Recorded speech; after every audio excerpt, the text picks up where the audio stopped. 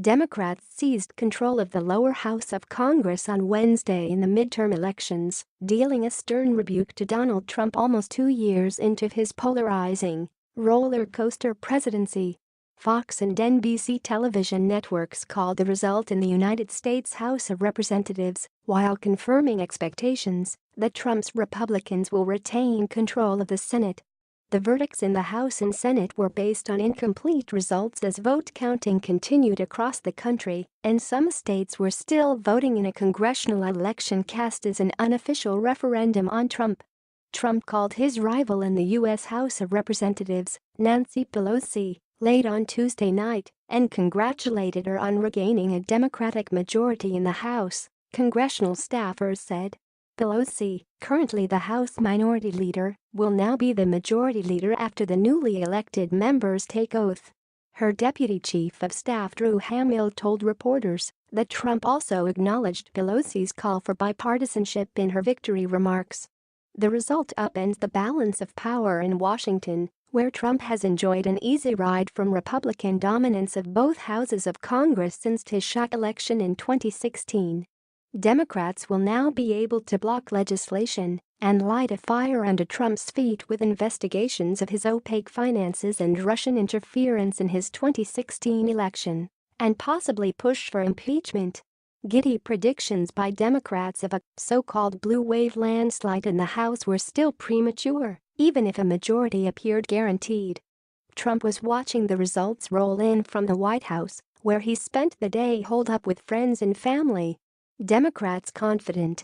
Americans voted enthusiastically on Tuesday, with long lines quickly forming at polling stations from New York to California and from Missouri to Georgia.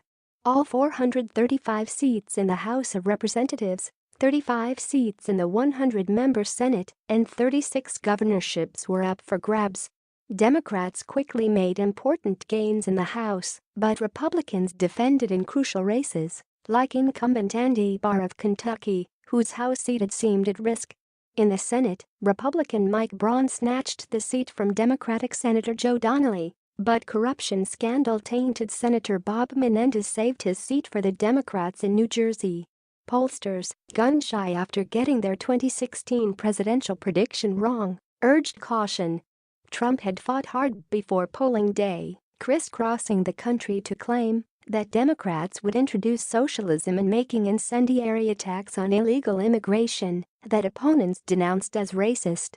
Even so, Democrats were highly confident, with Nancy Pelosi, the party's top leader in the House, saying it's just a question of the size of the victory. Former Vice President Joe Biden, often touted as a possible Democratic candidate to take on Trump in 2020, said he'd have been dumbfounded not to win the House.